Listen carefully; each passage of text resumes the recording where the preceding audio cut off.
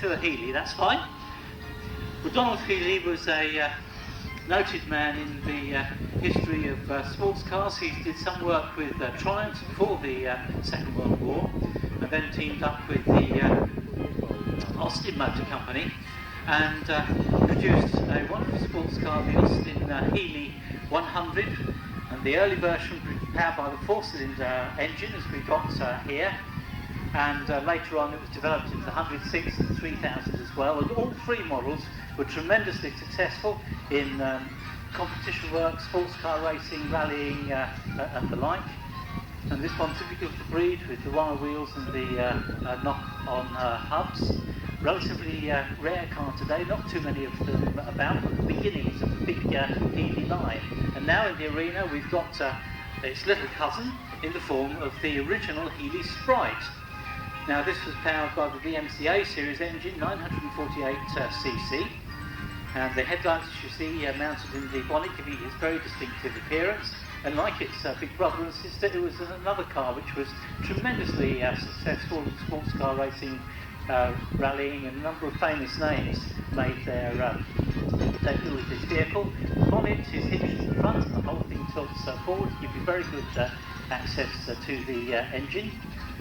And the VMCA series engine, of course, was immensely tunable. It went into all sorts of other vehicles, including Formula Junior racing cars. Now we've got Mr. Pope in the arena with his Austin 7 Ruby.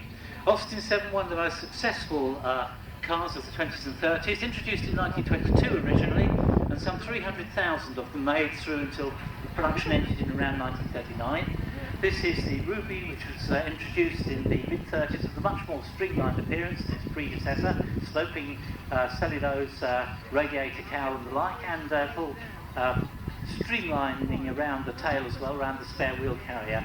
Negligible luggage carrying capacity. The engine underneath the bonnet is a 4-cylinder 750cc engine, very well built and out of top quality materials, which meant that they were very reliable cars, very well loved.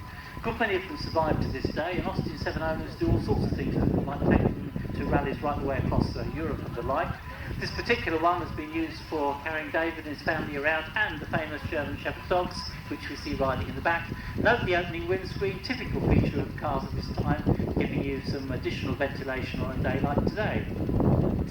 Now on the top side of the arena here we've got the Austin A40, and this is the Farina-bodied model which was introduced to the end of the 1950s. VMCA series engines, once again 948cc originally, and this was the first of really the sort of two-box shape. It looks as if it ought to be a hatchback, but the original ones of course weren't. They had a separate boot lid there, but they were regarded as very stylish in their day, and again thanks to that VMCA series engine, quite popular in competition work as well.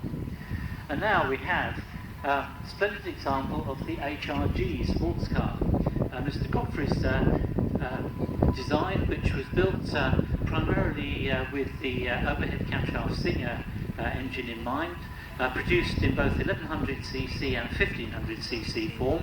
Now this one, dating from 1948, is a 1500cc model, and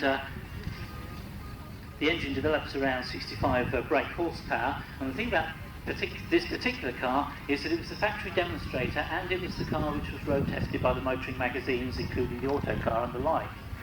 The owner is Paul Reed, a fairly local man, and he used this for many years as his daily transport, driving to work, but also for competition work as well. And as in its days when it was with the factory as a demonstrator, it took part in a number of events, including the 1949 Alpine Rally and production sports car races at Silverstone. Also the Tourist Trophy race at Dundrod as well.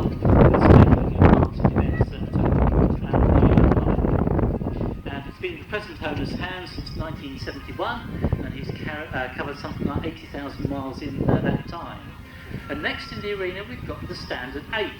Now this is a very interesting little car, and really designed and built initially right down to a price. The early examples didn't even have hubcaps on the wheels, no heater inside, And as you'll see from this one, no boot lid either. You actually get access to luggage accommodation there by pulling the rear seat swab forwards to get the luggage into there. This was a model which was powered by a 4-cylinder engine of 803cc, exactly the same size as the Austin and Morris cars that it competed against, which was quite interesting. And when they upped the size later to 948, again it was just the same size as the Austins and Morrises.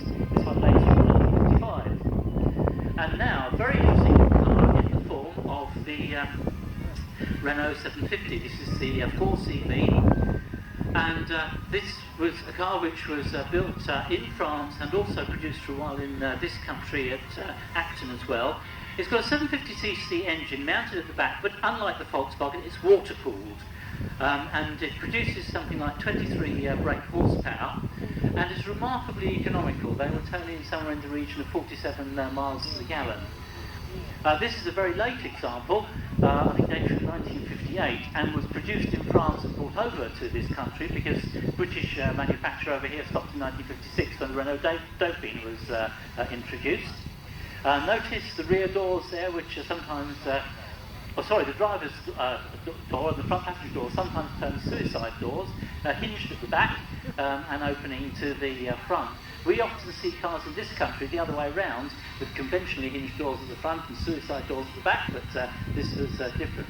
Quite nimble little cars, most of them produced in saloon form, but there were some open top versions as well with roll top roofs and the like. And bringing up the rear, we are going to have an example of the post-war Morris Minor. And I stress post-war because the Morris Minor name first appeared in the late 1920s when Morris's produced their competitor to the Austin 7. But the Morris Minor post-war caused a sensation when it was launched at the Motor Show in 1948. Designed by Ali Visigonis, it featured torsion bar independent front suspension, which meant it handled very well indeed. The only ones were powered by the same side valve engine as was powered by the Morris 8, which came into the arena just off. Of course, the rest of the vehicle was much more combined with the chassis, produced initially as a 2-door and 4-door saloon, tourer, traveller, pickup truck, 500 weight, so delivery van as well. And it went on to be developed into the Morris Minor 1000 with the 948 overhead valve engine, later enlarged to 1098. And it was the first British car to be produced with more than 1 million examples. I think in the end they finished up with like 1.25 million altogether. Quite nimble on the road, top speeds to 75 miles an hour, which was quite good for its day, and when driven carefully would return around 40 miles to the gallon, so quite economical as well. And one of the great success stories of the British motor industry in post-war years. Now, we thought we were going to be all over at that point, but we're not, because we've got now this Rain is coming to the arena with his 1984 Ford Verona Estate, which is immaculately presented with a whole array of stickers and badges, but with a very distinctive registration number. And that is because it has very much of a royal history, in that it was part of the royal household and used by the Queen, in fact, on the estate at Balmoral. So, long and illustrious history. Oh, I can see in the back there we've got Her Majesty has kindly lent the owner some of her corgis. You can see them in the back. They're very large corgis, I have to say, and they don't seem to be moving about very much. But so